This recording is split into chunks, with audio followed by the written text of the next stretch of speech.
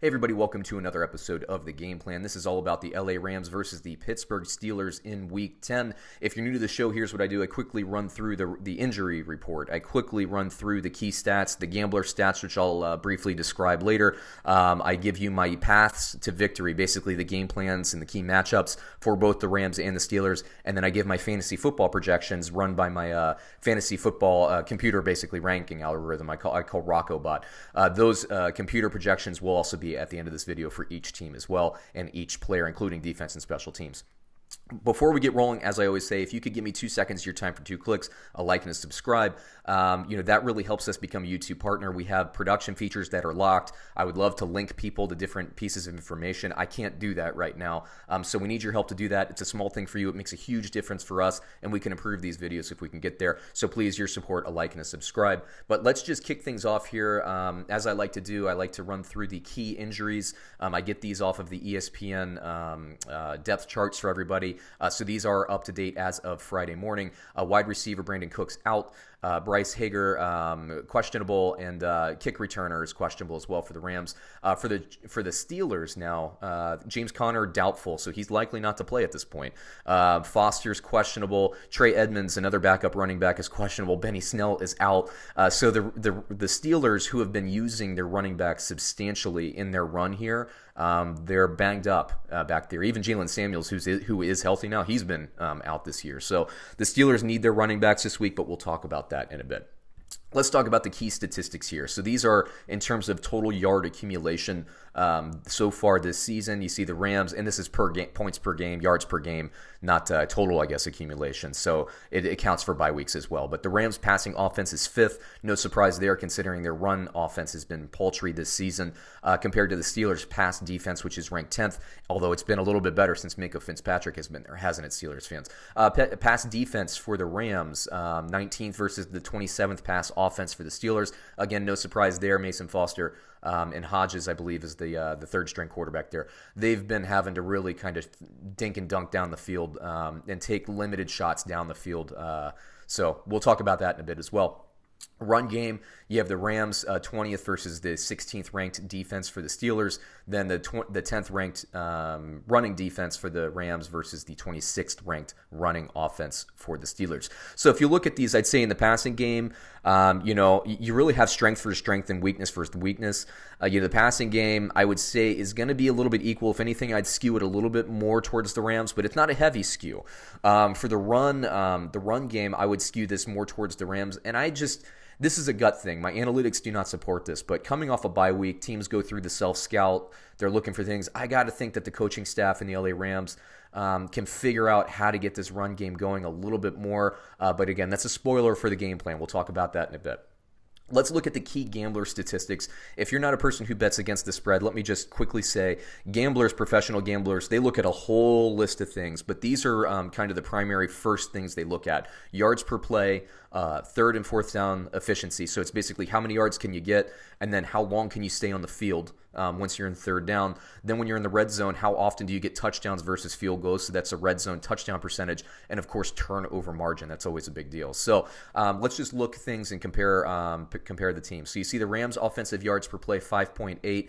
Last year I think they were well over 6. So they're actually a little bit down, but I don't think that surprises anybody given where they're at this season. The Steelers defense very good at 5.1 yards per play given up. Defensive yards per play 5.1 versus the Steelers only 5.1 yards per play. Basically. Advanced, the yards per play advanced. If you look at these two teams, so the Steelers give up the same amount as they gain. The Rams gain 7.7 yards more than they achieved there. That skews more towards the Rams. Okay, if you look at third down conversion percentage, 40% for the Rams. Again, compared to where they were the last 2 years, not good. I wouldn't even say this is defense or decent, I should say. Steelers only allow 42% defensively, so that's good. The lower percentage, the better. And I think the Steelers are pretty solid there. Conversely, the Steelers only convert 37% compared to 39% for the Rams. I guess this skews a little bit more towards the Rams, and I mean a little bit, razor thin there. Fourth down conversions, the Rams are bad offensively, and so are the Steelers. So I would say no advantage there. Red zone touchdown percentage, you can see the offense for the Rams, 61%. That's where you want to be, over 60%, whereas the Steelers only convert 38%. That's going to be a problem, okay? Defensively, they're probably a little bit equal there, 51% towards 57%. It's a negligible difference. Turnover margin, now here's an interesting thing. So the Rams turnover margin 0 per game. So they're not forcing any more turnovers than they're getting, and vice versa. Steelers, 1.4 turnover margin. So their defense is getting to the quarterback. They're forcing errant throws. They're forcing fumbles, and they're getting 1.4 turnovers per game. That's an extra 1.5 possessions per game. Big deal, especially with the red zone being as low as it is. So how do these two teams attack each other, okay? And the Rams come in here as I think they're actually down to 3.5. They opened as a 4-point favorite. So it was Rams -4 versus the Steelers in Pittsburgh. Well, how did the Rams attack? I said before, I have to think Sean McVay's a smart guy. I have to think that he's figured out how to get some running lanes open in these 2 weeks that they've had since they played a game. Like I say, teams go through self-scout here. They look for kind of weaknesses and how to shore up these weaknesses. I think that they're going to figure out how to run block, and I say right there, number one, refamiliarize yourselves with run blocking. The pass rush for Pittsburgh is going to be heavy. You know, Jared Goff, he's doing better.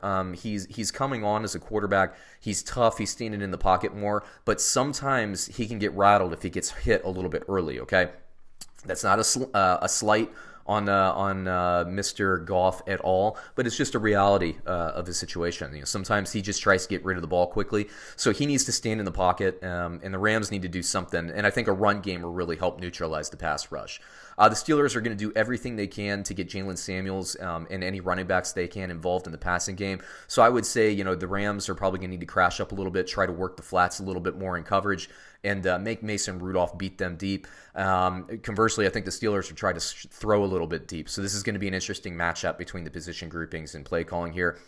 Goff is going to have to stand strong, like I said, but the Rams can't give up too many turnovers. And what I say is, you know, Goff, yes, he's going to have to stand tall in the pocket, but he can't throw errant passes. You know, he's got to be strong.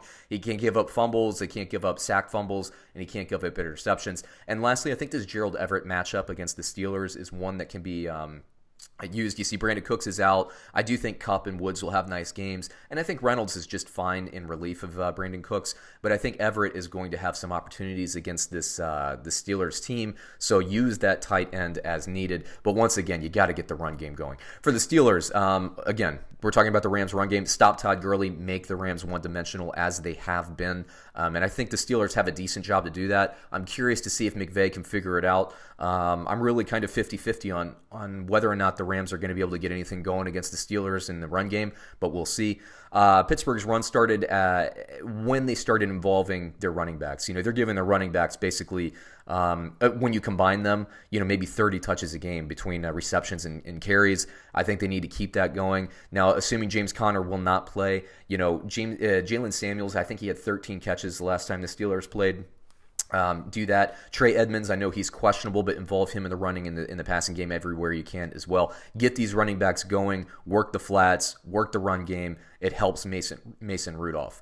Continue rushing the passer, make Goff uncomfortable, just like I was saying on the Rams side. It's actually number 4. I have number 1 double labeled there, but the fourth one there, wide receivers have struggled against the Rams since the Ramsey trade. I don't know that Smith-Schuster is going to have a crazy game this game, but I do like Diontae Johnson and James Washington to outplay their projections, which we'll talk about in a little bit, the fantasy football projection, and then involve Vance McDonald. The Steelers don't always do it. I think the Rams are going to be really focused on cutting down. Remember, Wade Phillips has had 2 weeks now to prepare for this Steelers game plan. It's not rocket science. They're going to try to get these running backs going in the short passing game.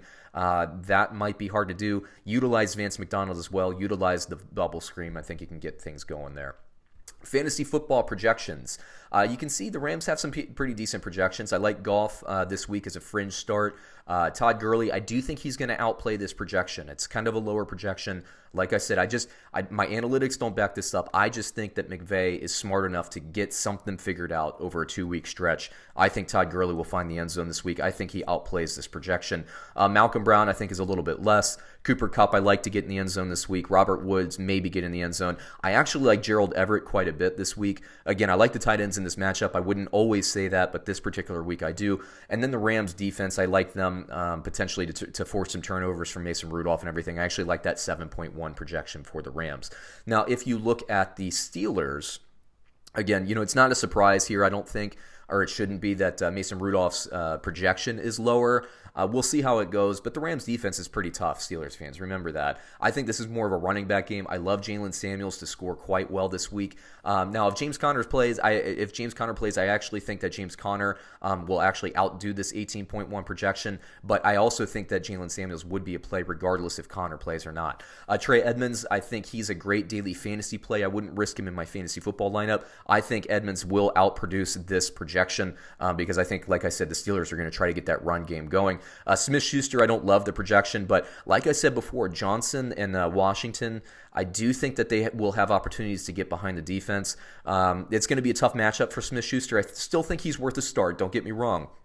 But I just think Diontae Johnson will get behind it. Just specifically Johnson, but I like Washington too. I just have a feeling that Mason Rudolph's going to try to hit them deep, and they'll convert maybe once or twice on those deep passes. Vance McDonald's a fringe start for me, but I do think he needs to be more involved. And then you see the defense and special teams as a nice 9.4 projection. That really comes because Pittsburgh is so great at forcing turnovers and sacking the quarterback. Now, I think the Rams will score, into the high 20s this week, maybe mid to high 20s, which isn't great for a defense. But remember, sacks and interceptions, those are a big, big deal when you're talking about fantasy defense and special teams projections, and Pittsburgh just does it every single week, so I like them this week. That takes me through another week, the Rams versus the Steelers. If you want the full list of projections for every player, every game, just follow me on Twitter. I'm at TFS_Sean. You can also shoot me an email, functionalsportsaholic@gmail.com. Don't worry about that. Just send me a tweet and we'll figure it out. I do those for free, and I send them out, I think, every Wednesday.